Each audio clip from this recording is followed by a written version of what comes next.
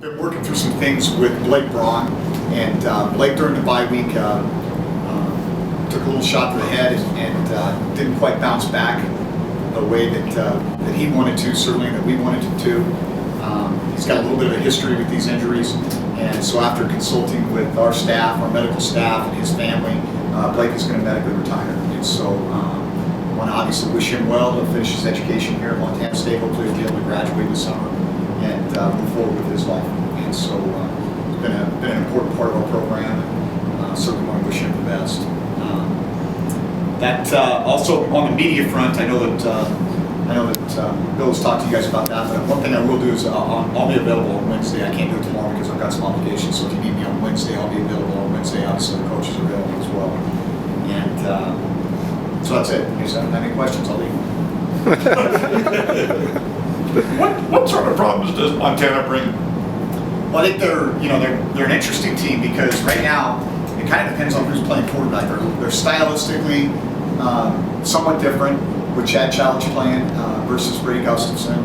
I think Brady they did what they did. They were you could see kind of the system in place with Brady, and it's not dramatically different with Chad, but there is a higher emphasis on the runs, and he's willing and maybe a little bit more effective running the ball as a quarterback. And so I think some of the challenges they present are going to depend on who's playing quarterback.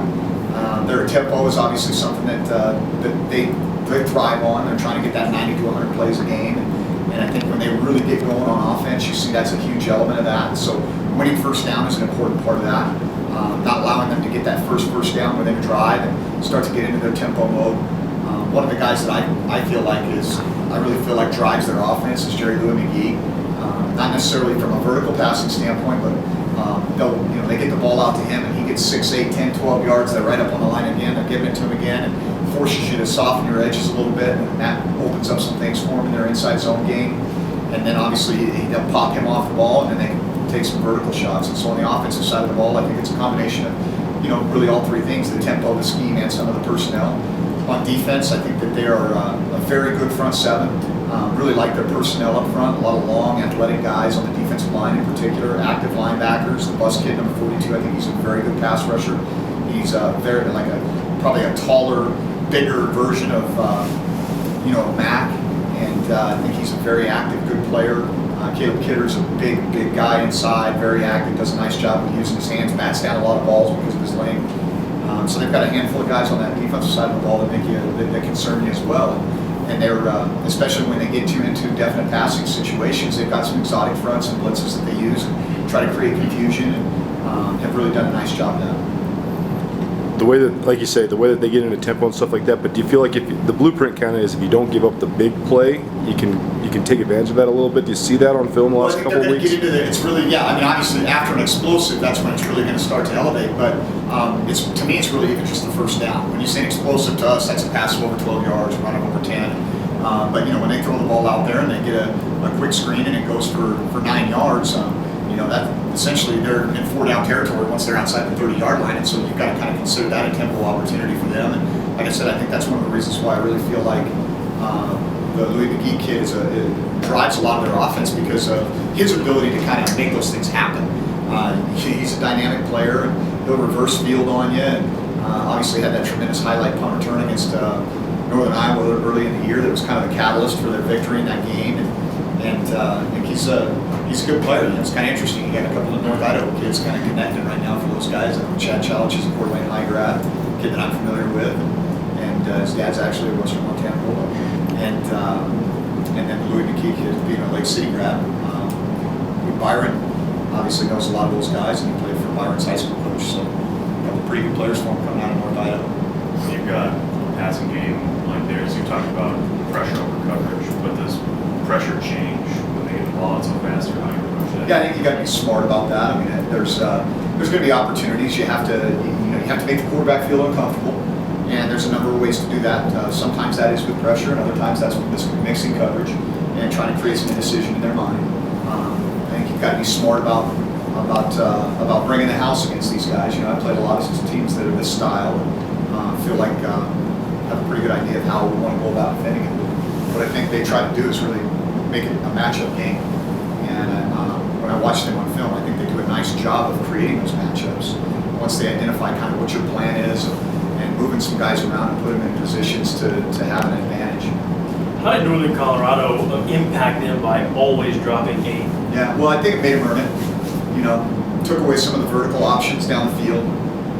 And really, Montana did kind of take what they gave them. I mean, they ran the ball effectively and would kind of march the ball down the field, but UNC just didn't give up a bunch of explosive plays. They kind of made Montana earn it. And then they were efficient on offense too, because I think that's one of the ways that you have to be able to defend a style like this is possessing the football. You know, once you get into that kind of that shootout, you look at, like I'm watching the Iowa State game, and they're kind of going blow for blow in the first half. Well, you know, Dan's going to break at some point on that, and you know, that's where you don't necessarily want to go shot for shot with these guys. You want to try to say, okay, how do we steal a possession? And you can do that a number of ways, obviously by creating a takeaway, getting a key special teams play, but also eliminating possessions can be done by possessing the football. And so those are things that I think you got to be cautious of, because they have given up some explosive plays, especially in recent weeks. And that doesn't necessarily always mean a negative for them, because they're getting one or two more than the opponent. And so we just got to be smart about how we mix our coverages, how we defend them, keep the ball in front of us. And then I think, again, a big part of our ability to defend a style like this is our ability to control the ball. What's it like to be really involved in this rivalry for the first time? Yeah, well, I'm excited about it. I mean, this is why you coach. This is why you compete and play. And I think this is a big reason why young men come to places like Montana and Montana State, in particular for this rivalry, because it is special and unique, and especially at our level. And I love big games. I mean, that's what I live for. I mean, I've had great fortune to be a part of some really cool rivalries and been a part of some really big games, and those are the ones you remember. And so I'm feel very blessed to be in this position, and certainly understand the magnitude and the importance of this game, not just for our program, but for our alumni, for our university, and for the state of Montana. Did you know about the rivalry before? Absolutely. Yeah. I mean, I went to school in the state. Right. You know, I was coached by a couple former Griz, and worked with some. And when I was at Boise State, we had Pete Kwiatkowski and Brent Pease. So Kwiatkowski was here as a Cat for a long time as a defensive coordinator for Coach Kramer, and Coach Pease was a Griz quarterback, and he coached on the 95 national championship team. And so we had some healthy conversations in the staff rooms. There was maybe I'm not going to go into depth on on what might have been on the line, because I don't want to get those guys in trouble with the NCAA. But there was a lot of lively banter about the Cat-Griz game. The guys in your staff like Ty Ruderack and Kane Iota, guys who've been around it for so long, have they given you some insight as to what it's like coaching in the game, not necessarily also being around the rivalry? Yeah, from a coaching standpoint, I've been in big games. I've been in big venues, and I know this is going to be right up there in terms of the level of intensity and the passion and the energy in the arena.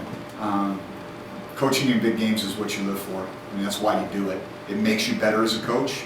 I think you have to have been in those situations to fully appreciate and understand it. And the bigger the moment, the more poise you got to have as a coach. What does a game like Saturday do for Chris's confidence before his biggest test? I think it was just more him really understanding what we've tried to tell him. It's like, yeah, you're right. If we take care of the ball, we have a chance to win.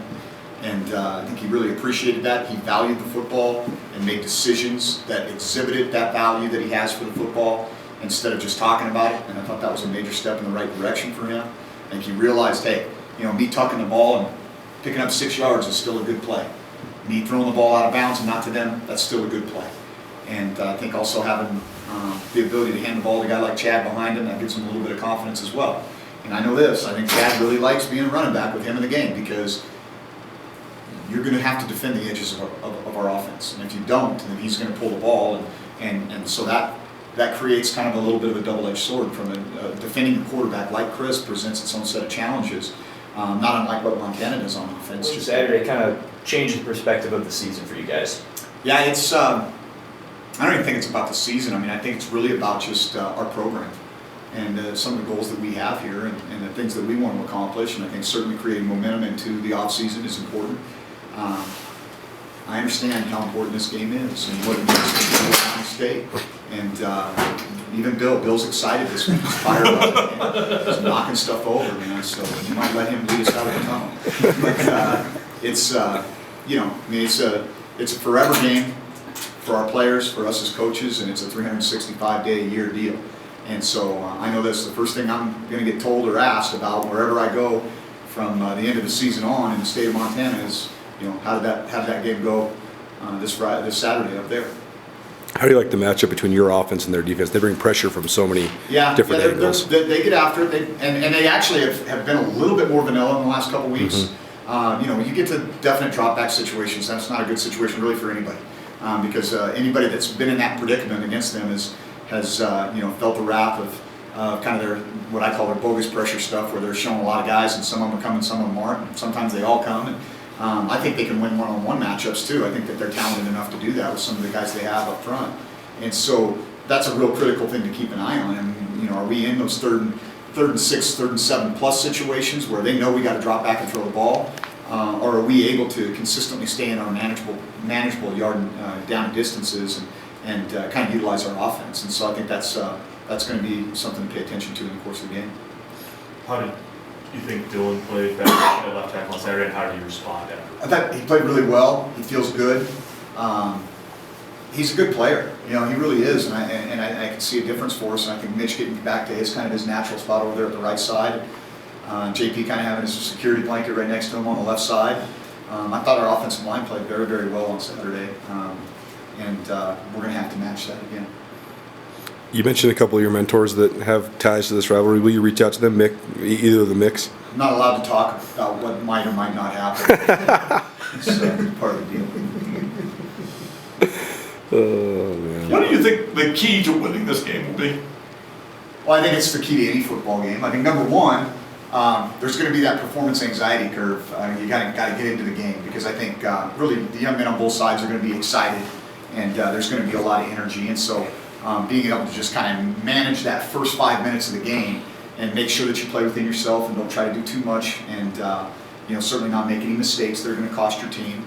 And then it's going to be, okay, now we're in it, let's find out what's going on. Now it becomes kind of that chess match and the counter punching in terms of what they're trying to do on offense and how we can counteract that on defense, and the same thing on the other side of the ball. And so at the end of the day, what's this going to come down to? It's going to come down to execution. I think it's going to come down to, for us, it's going to be the run game and taking care of the football and being able to generate some explosive plays. And I think if you were to ask Coach Stitt, he'd probably agree with that. On their side too, I think they're going to have to be able to run the ball at times to take advantage of some of the looks, because that's, and they do that anyway. It's built into their package. They're a box count team, and they're going to look at how many guys you got in the box and how you're playing the perimeter, and they're either going to run the ball inside or they're going to throw it outside. And so, I think that's going to be a part of it, is are they going to be able to effectively run the ball, because now that puts a lot of stress on us. What are we going to commit our resources to stop? And then I think the explosive plays, are they going to be able to generate those vertical plays down the field like they have been, especially at home in the last month of the season? And then obviously taking care of the football. Ty spent a little time, more time on the sideline the last couple of weeks during games. What's gone into that, and what have you got? At the end of the Southern Utah game, I just told them to come down. I just felt like our energy wasn't right, and I wanted to make sure that we kind of got those guys where we wanted them mentally to go compete. And then going into this game, we actually had that plan. We talked about, hey, stay up for the first half, get a feel for what's going on, and then we'll bring you down. And so we've had some preliminary conversations about kind of how we think things will go, and we'll have our plan in place and operate that way on Saturday. Will you tell him anything going into this game, Ty? Tell him anything. I mean, just what do you anticipate his emotions to be like, I guess? He'll be fine. I know this is an important game and meaningful for him. I mean, I've gone back and coached at places that I've been at, and it's, the pregame is a little awkward, because you got those kids that, you recruited and you have a relationship with, and oftentimes, former colleagues, and so you kind of, dance around that a little bit, and then once the whistle blows, we're playing ball. All right. Thanks.